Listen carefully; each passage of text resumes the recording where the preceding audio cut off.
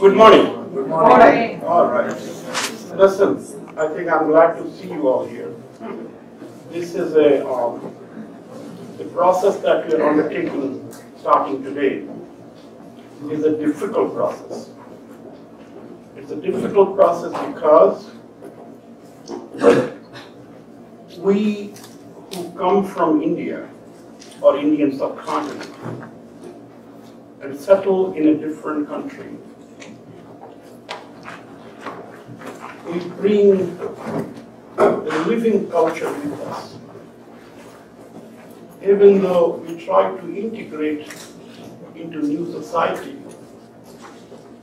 but our past, our traditions, our culture, our living, our conduct, our knowledge system, our literature, they are deep. They are old. They are so old there is no history of it. We carry that with us. When I'm standing here, I am part of that civilization that developed literature, that developed language, that developed religion, that developed eating habits, that developed music, that developed human rhythm, that developed the way people can live together. But then, people don't live together. So this whole process that we think India was, or India discovered, or people discovered, definitely somewhere on the road got affected. And that's the discovery we are trying to do, to see what we are inside of us. Are human beings people? Given a chance, should we all be friends? Share each other's resources. Love each other. Smile at each other. Be happy at each other. Or do we have a colorful bias in our eyes when we see a man, person, why is he here? Is he competing with me? Ignore my food. Shut the door on me. I do not know. I grew up in a family who, my father was a poet. He left college when with this India freedom struggle when he was in undergraduate. Then India became free. I was born.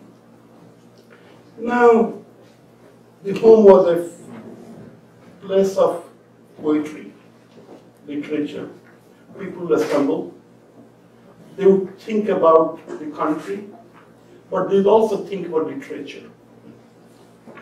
I did not know that they were poor until I got some scholarship, and that money tried to help them around the home.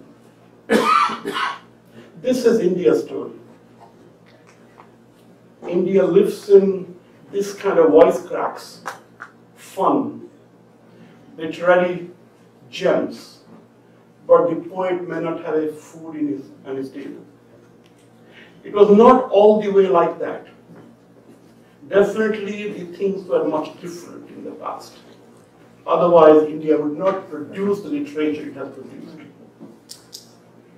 So when we say we are trying to discover India, we are trying to see whether this whole society, which can enrich itself with arts, music, literature, dance, sculptures, philosophy, human thoughts, harmony, nature, good living, good health, good brain. So, whether did it need a foundation of wealth, a prosperity, some kind of a peace, we do not know fully well. I want to say one more thing before I introduce our moderator.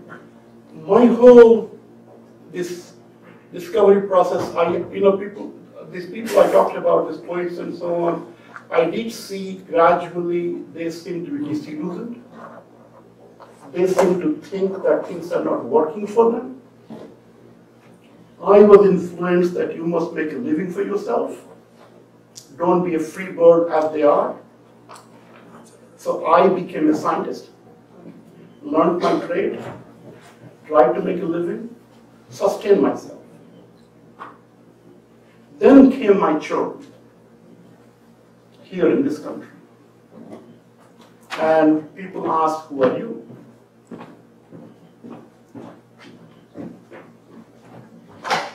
Yeah. Oh, I should have asked, can you all put down your little things and so on?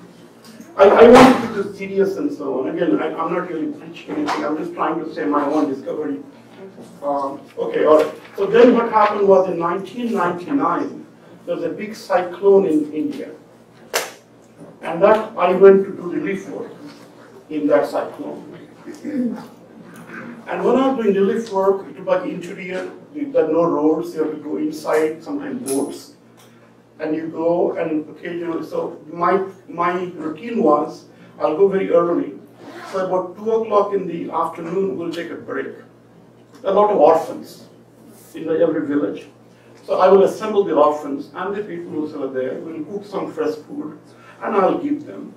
And after I feed them, I will eat some bread and so on, because we are on a health watch that we should not eat anything on the road.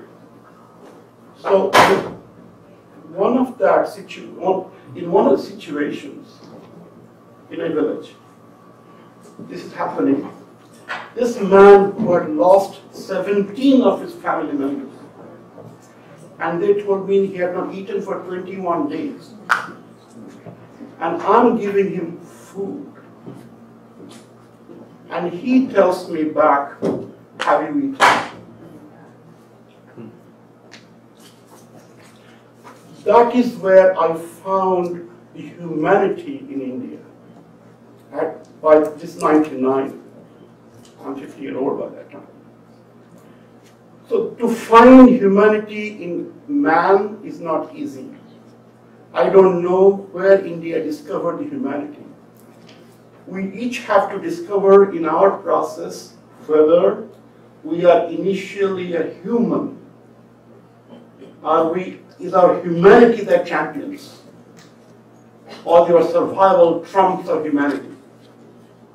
Do we share or we snatch?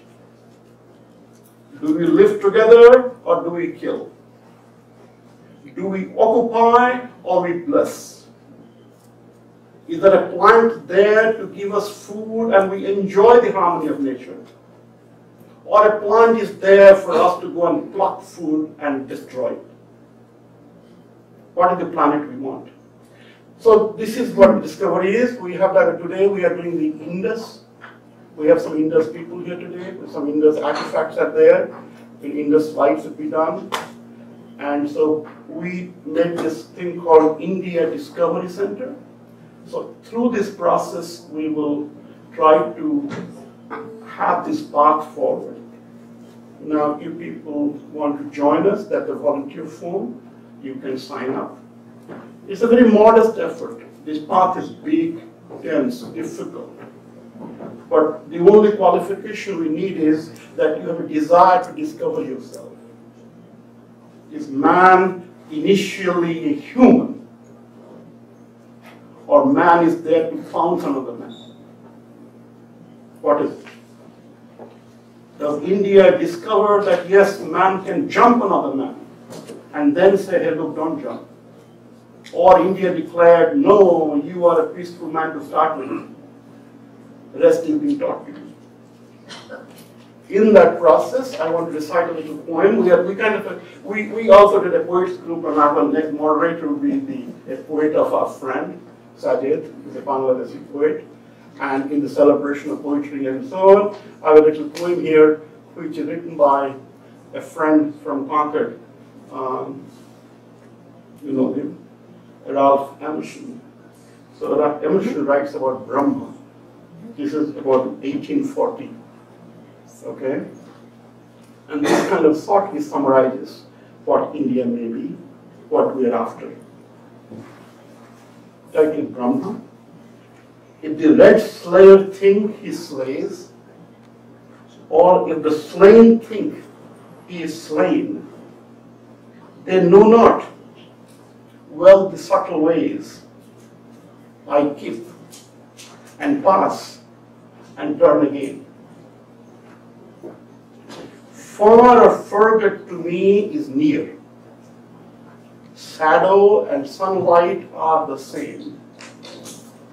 The vanished gods to me appear, and one to me are same and fame. They recon ill who leave me out.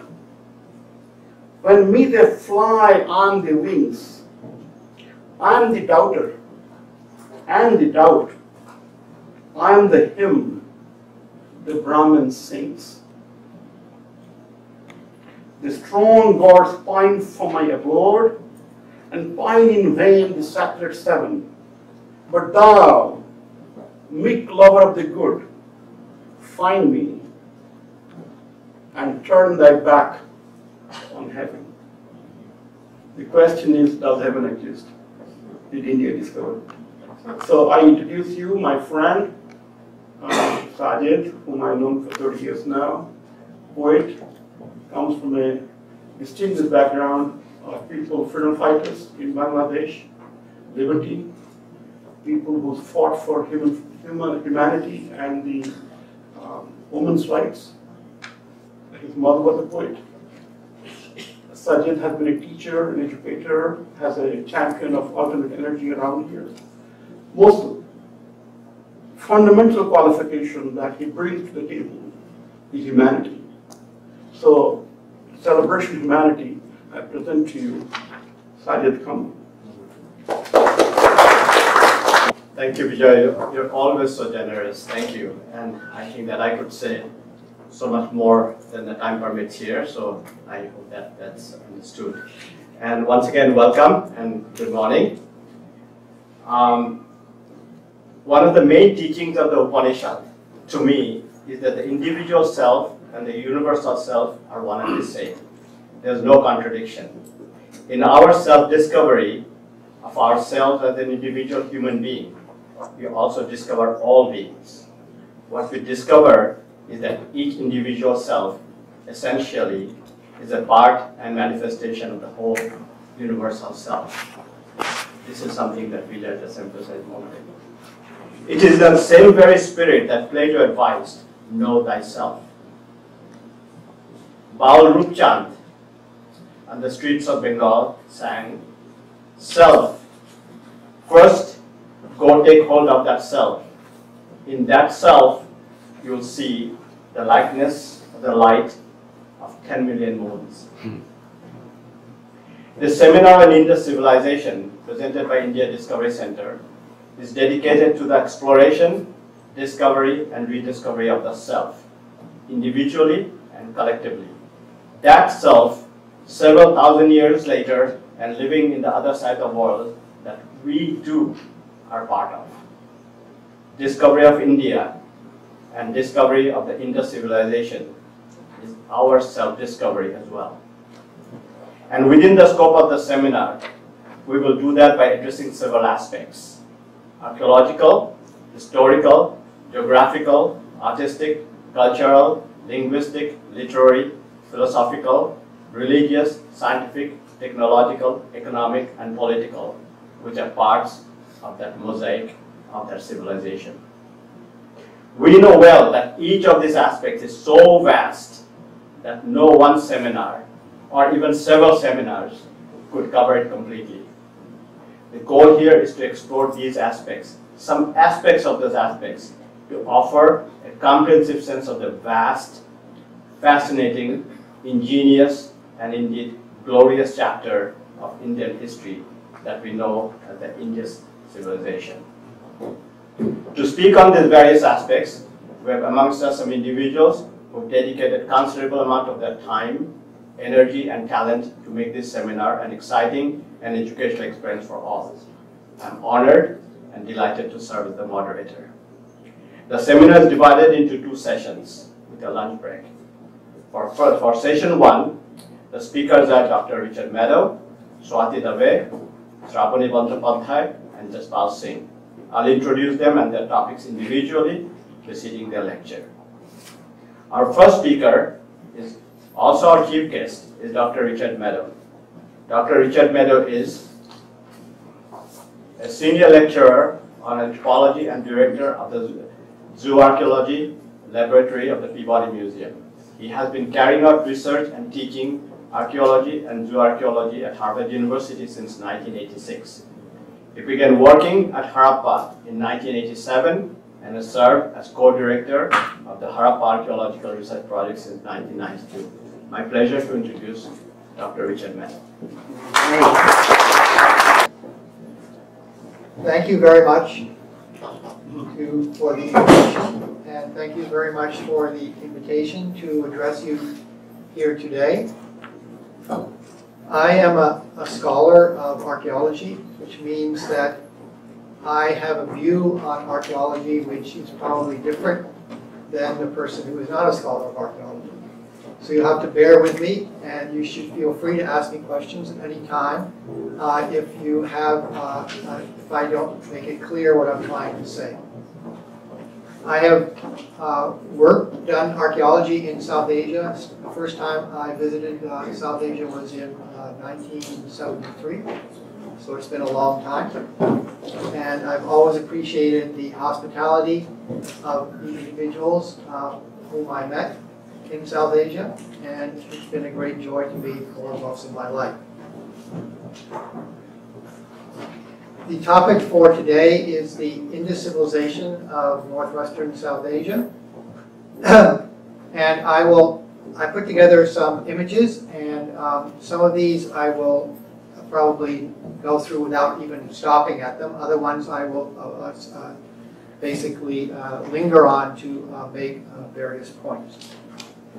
Let's see if I can figure out how to do this. There we go. In this image, I'm just presenting some of the more, what might be considered more characteristic aspects of the Indus civilization.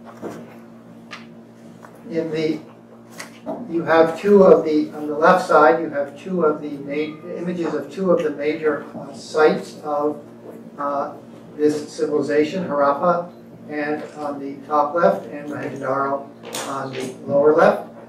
These are 2 of a number of very large settlements of the Indus civilization, which were discovered and initially excavated actually more than 100 years ago.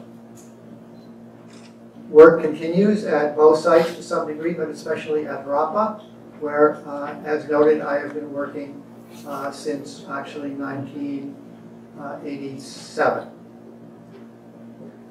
The slide in the upper center is one of the most characteristic features of the remains of the Indus civilization, and that is a seal, with a unicorn seal. The unicorn is the most commonly represented animal on these seals. And this is a particularly large seal with quite a long text in the script. You will notice something. I just want to point out something about this seal which you might not think of.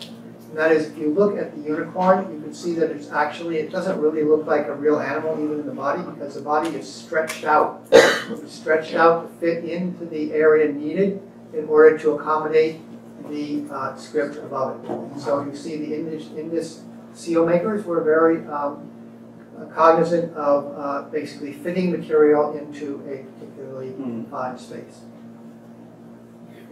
The next item on the right is what's called a black slip jar. These are very large pieces of pottery. They stand about this high. They have this very particular shape, and oftentimes on the shoulder of the jar there is some Indus script which has been inscribed. These jars represent the fact of a very high technology in ceramic manufacture. They also represent something which the interaction between the Indus area in the central area along the Indus River in the Punjab and over what have you in that whole region of northwestern South Asia and far-flung areas, because these jars are also found in Arabia. And we know from analyses which have been done on them that they were actually manufactured in South Asia and were carried to Arabia, probably on boats. What they had in them, we don't know. The script on them may represent either the contents of the vessel, the owner of the vessel, the destination of the vessel. We don't know because we can't read the script. In the lower center, you have the so-called priest king, famous statue from Mohenjo-daro. It's become almost one of the few really iconic objects of the Indus civilization. The interesting thing about this is it's made of steatite, which is a soft stone, and then was fired. It was part of the Indus technology. They were able to do fantastic things like this with very soft stone. And the decoration on the clothing of the individual depicted includes these trefoil designs. There actually is no deep history of the use of such trefoil designs in the Indus civilization until the last part of that civilization. And I'll talk about that a little later because it relates to the connections that the Indus civilization had with outside areas. And on the lower right, you have the famous stone weights, which have in a particular series, and as you can see, different sizes within a standardized sort of form, although these standard units basically actually have a range of variation in them. Because in those days, of course, they didn't have the very fine ability to make things, to weigh things very precisely. So what you were comparing it with was not precise, and you wouldn't be able necessarily to make ones. But they're within narrow ranges. So that's some of the material which is most characteristic of the Indus civilization. And I will proceed now to look at the distribution of sites of that civilization. You can see them. I'm just going to quickly go through this slide. These are all different periods superimposed on one map of northwestern South Asia. One thing I would like to point out, however, is these two areas here, which are in Rajasthan area. And these two clusters of sites are two different cultures which were contemporary with the Indus but show almost no influence of the Indus civilization at all in the material record that has been recovered so far. Indicating that this group of individuals in this area on the eastern side of the Thar Desert basically lived quite independently of what was going on in the west. How independently, we really don't know. How much they interacted, we don't know, but the material record, and this is a limitation of archaeology, we depend on the material record. The material record doesn't indicate any great relationship between these two areas, even though this area in the south was a primary source of copper, and copper was very important to the Indus people. So is that Malwa? Beg your pardon? Is that Malwa or is it Rajasthan? I believe that's in Rajasthan. It's here, Jaipur here. So. What's the next one on the lower one? Where are you speaking? Where the purple dots are? This one? Yeah. This is all. I believe this is also in southern Rajasthan. Is it Khetri? Copper mine? Yeah, it's the Khetri in that area. Yeah.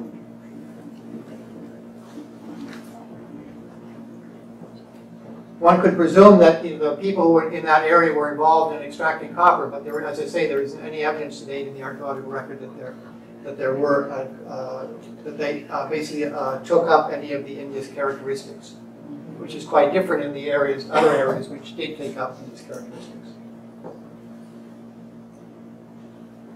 Now this just shows quickly the distribution of the how the Indus civilization grew from a foundation of divergent areas of different cultural manifestations, and basically you have in the different periods,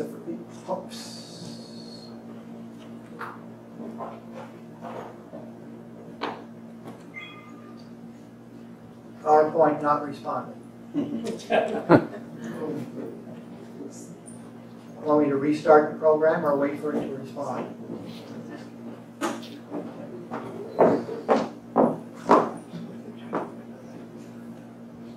No, it's okay. Let's see.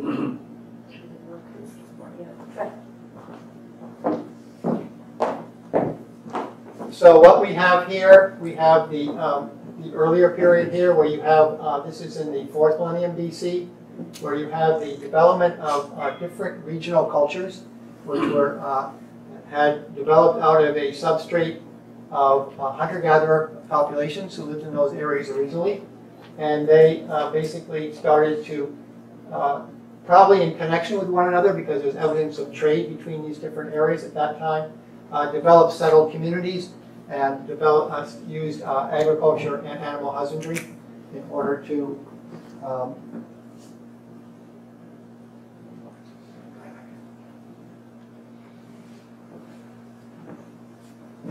for subsistence purposes. In the next period, which is what's sometimes called the early Harappan period, you have basically three major groups which grew up in this same area. One is the so-called Amri group of material culture, which is characterized by a particular type of ceramic. The Codigan area, another type of ceramic, which is characteristic of this area.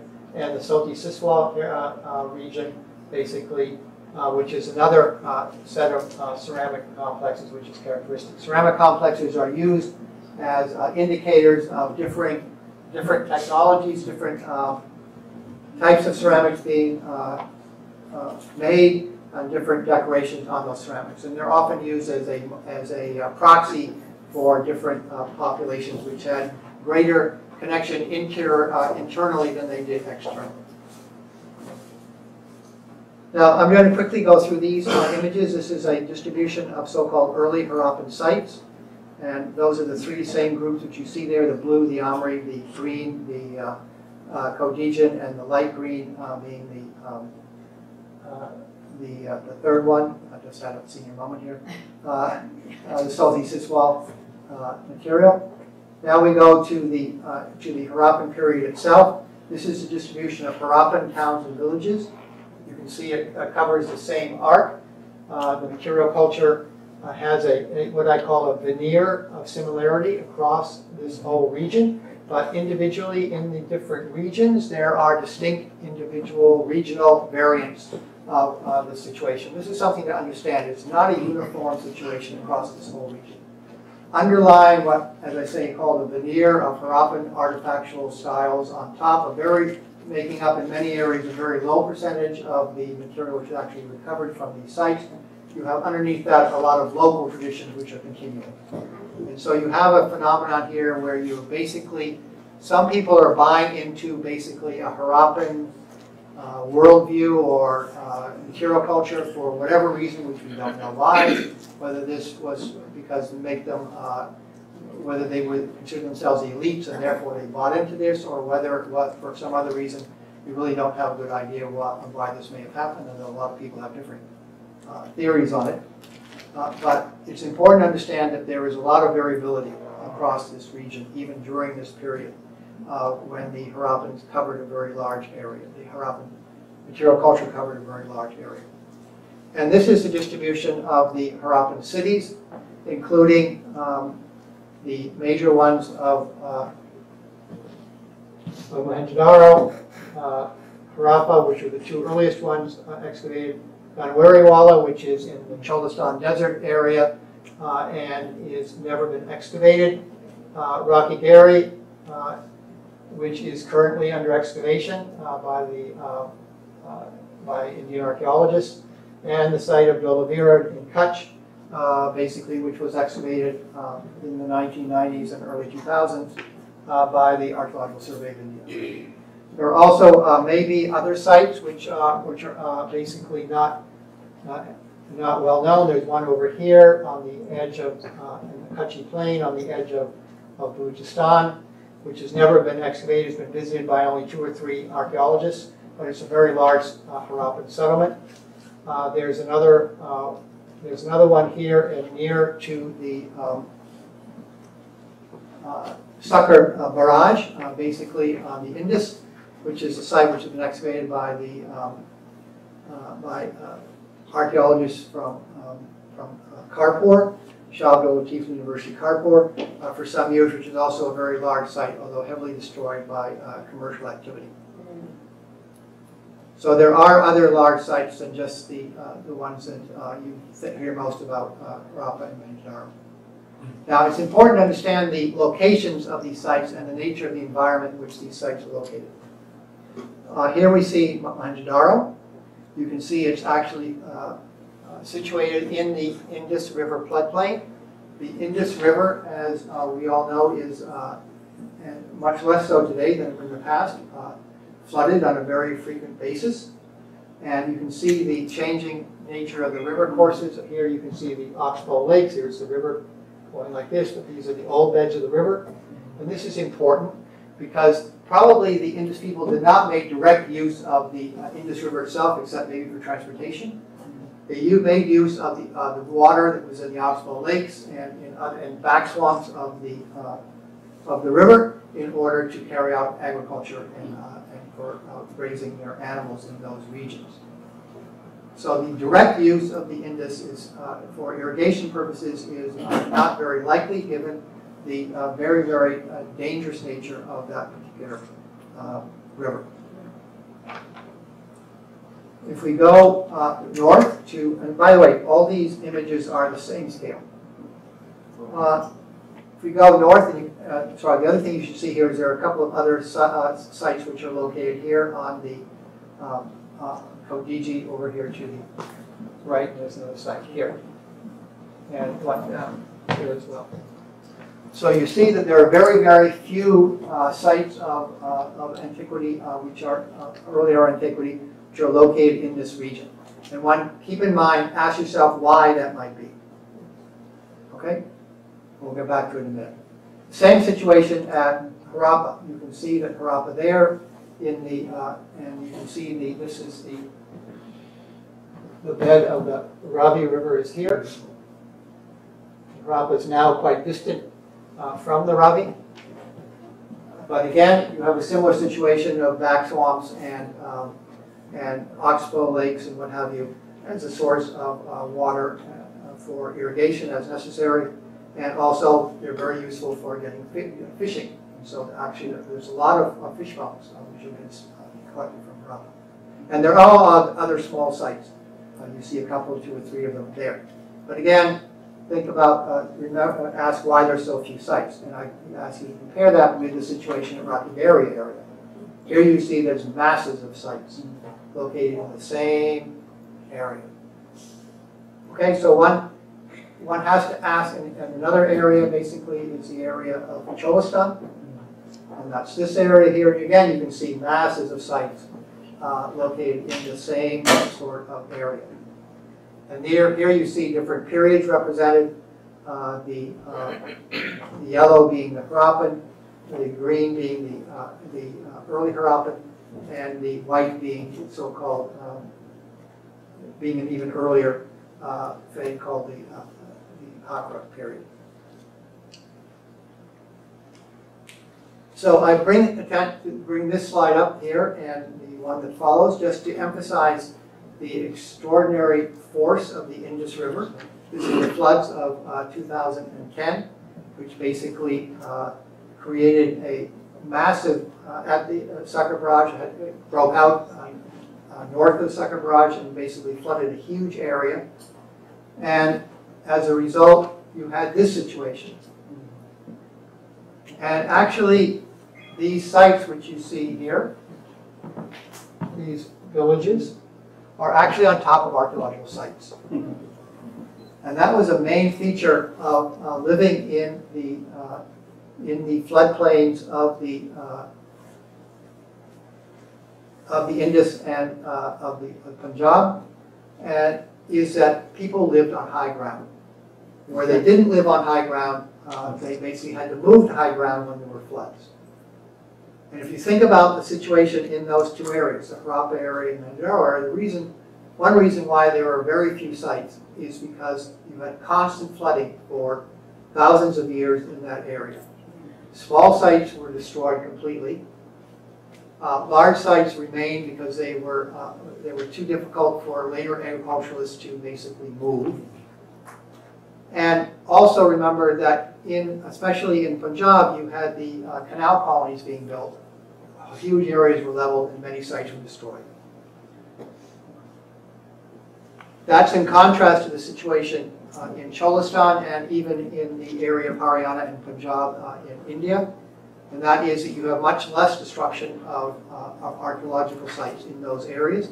And as a result, you get a truer picture of what the settlement may have looked like in those areas where you had the earlier destruction. It's absolutely true that there are many more archaeological sites in those areas of India than there are in the two areas of Pakistan which I showed you. The reason for that is not because that they were not heavily settled, but it's because of the nature of the river systems which they had to contend with in living in those areas. How am I doing in time? So I showed the 5 more minutes. 5 minutes, thank you.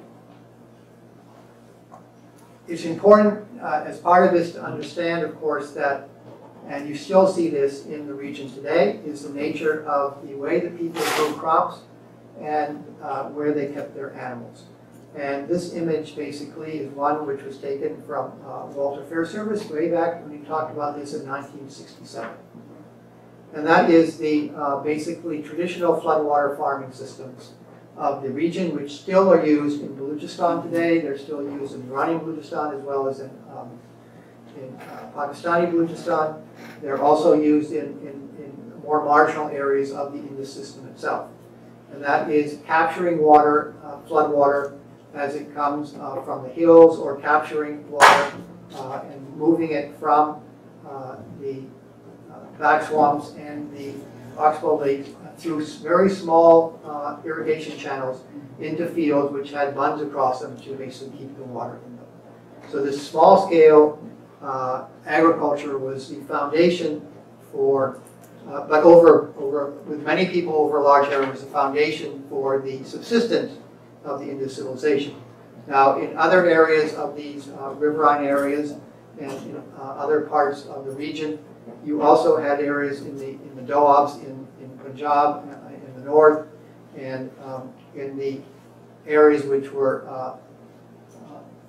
didn't have major river systems, and then you had also a lot of grazing land which were used for particularly grazing cattle and also sheep and goat.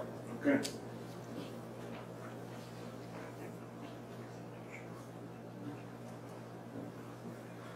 And this is just an example of the similar system which exists today in the Kutchi area of Balochistan in Pakistan.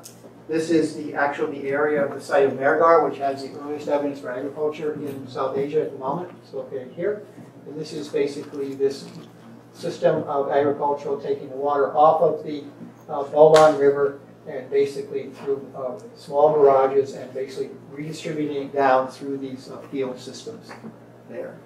And similar sort of thing can take place in oxbow lakes and back swamps and what have you in the main river areas itself. So how far is this from the pass? Beg your pardon? How far is this from the Bolan Pass? Okay, so the Bolan Pass is right here. And it comes down and basically, this is, Mehrgarh is here, that's actually below the Bolan Pass, so the pass itself starts right up in here.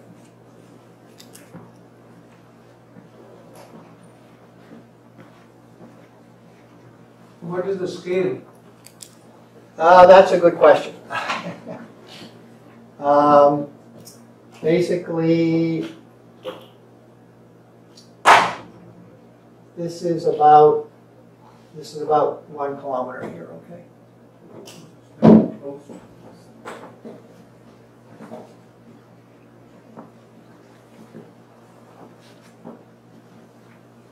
So going through the pass is as easy as going downstream. Beg your pardon? So going through the pass would be almost as easy as going downstream.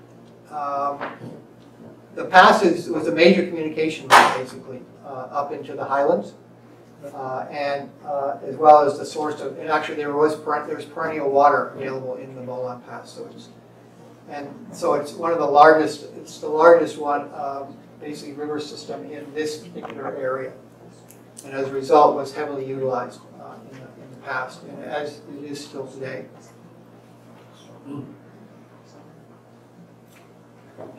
Now, looking quickly at the chronology of Harappa itself, and this serves as sort of a proxy for the Indus civilization as a whole. You have something which is called the early Harappan. Now, the early Harappan is a term which you'll see much in the literature and talked about in newspapers and what have you. And it's basically can be any. People use it from anywhere from 8,000 BC to however far back you want to go with it. But archaeologically speaking, the early Harappan really, starts in the 4th millennium, basically. It basically is the beginning of a trend toward the development of first the regional styles of material culture, which then coalesced in the later portion of the early Harappan in the so-called Kokiji phase. This is a Harappa. This is a term in Harappa. Don't forget, this is not overall. Into basically something which is becomes the mature or urban Harappan, dating from 2600 to about 1900 BC. And then you have the late Harappan period after that, which continues from about 1900 into past 1500 BC. These dates come from radiocarbon, which is a method which has been used since the early 1950s to date sites. And I want to emphasize the fact that radiocarbon is a scientific technique, but the samples from which are given to the labs for radiocarbon purposes are basically archaeological remains, which are completely dependent on their integrity and for their understanding on the nature of the context from which they came, and also from the depositional and bioturbation incidents which took place in their deposition. So you can have carbon which is deposited in a site, either charcoal or other sorts of material which can be dated. But once it gets into the site at a particular period of time, it can be basically moved around. It can be moved around by rodents. It can be moved around by people digging pits into the site and throwing up the dirt, so they can take earlier material and throw it up later. Or it can also, if it's a piece that are small enough, they can actually make their way down into the ground through time. And so one of the most important things an archaeologist has to do in using these dates is try to figure out what dates make sense. And actually you have to use archaeological information in order to understand that. While the date is dating something, it's dating the individual item which is being dated, you have to figure out what that something actually, whether it's in its an original resting position, or it's been moved around, or something else has happened. So there's a lot of judgment that goes into this. You just because you see an early radiocarbon date doesn't mean that it actually dates what it's supposed to, what people say it's dated. You have to actually make draw a conclusion based on archaeological evidence. And this is clearly shown if you look at some of these dates on this image here. You'll see that there is actually very little consistency in the dates here. So for example,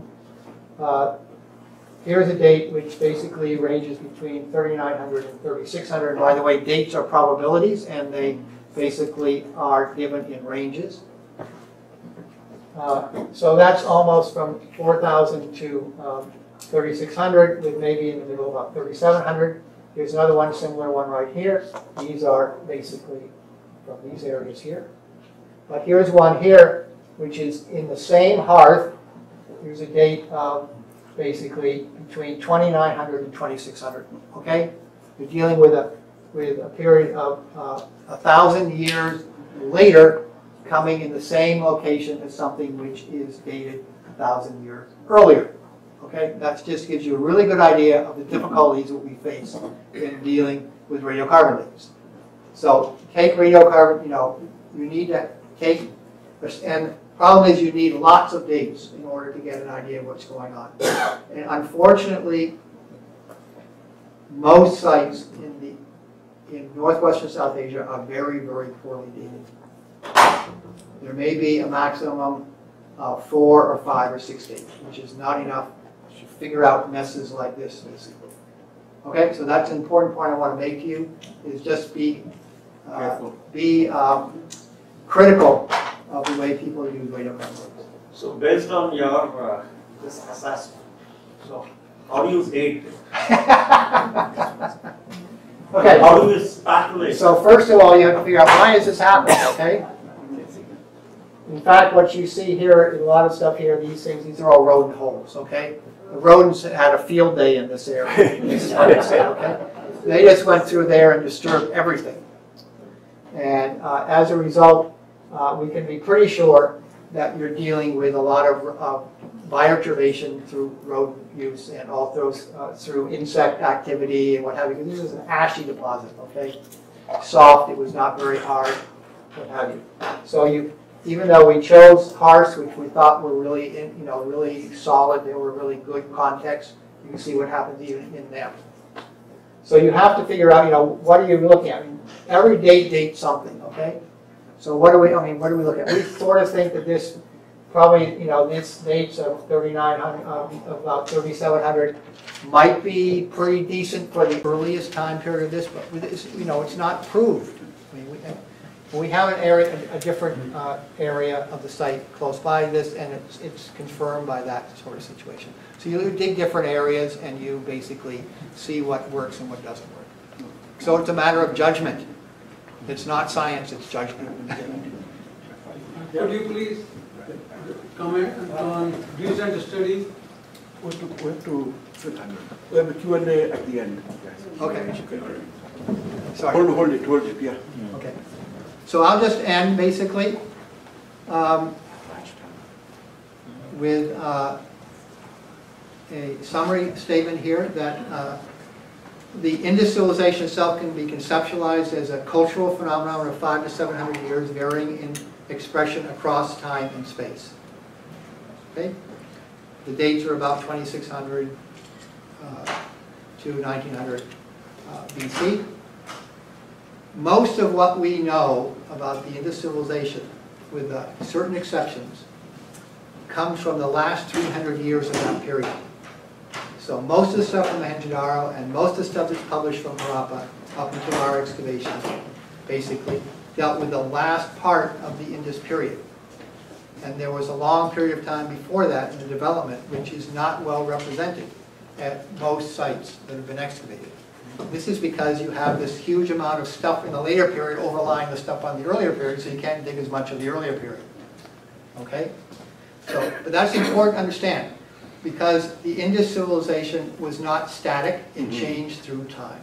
And we're only now beginning to understand how this might have changed. And interestingly, there's a lot of sites which are distant from the core area. There are sites in western Baluchistan along the Makran coast of the Indian Ocean. You have the site of Shortagai up on the Amudarya River, basically in northern Afghanistan, which is a very good Indus site. It's got almost all the material in Indus. These are almost like colonies, okay, in these areas. But these, interestingly enough, few radiocarbon dates we have from these indicate that these actually belong to the earlier part of the Indus, not the later part of the Indus. So something was going on about basically creating this web of sites very distant from the core earlier, and wasn't in the later period. At the same time, the largest areas which are covered by settlements of the Indus period actually belong to the latest period, in the major settlements. So Harappa is biggest in the latest period, Mohenjo-Daro is biggest in the latest period. Okay? So you've got a dynamic going on here which we really don't understand yet. But it's one which makes it, it's a very vibrant, actually it was a very vibrant situation and changing situation in the Indus area. So there's really no good way to characterize the Indus civilization as a whole over the whole period of 700 years which it existed. We're now only beginning to see how this changed through time. Question? Yep. Wait. I think, wait, is it delayed now? I think you Okay, finish sorry. up. Finish up. Okay, We have I'm time for finished. question at the end. I'm finished. Okay, yeah. No, thank you.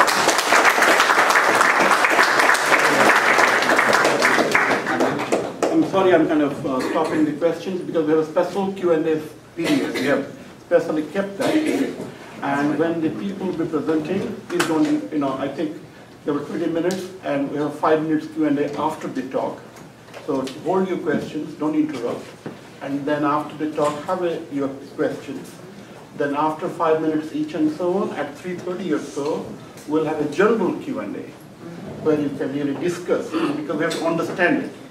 Understand in the sense when you have a question, other person might also understand that. So that we can do when you have a total understanding of it, and then you have a question, and let the question be fully explained. All right, so we'll give enough time then. So now, I again bring back Sajid. Thank you again, Jack.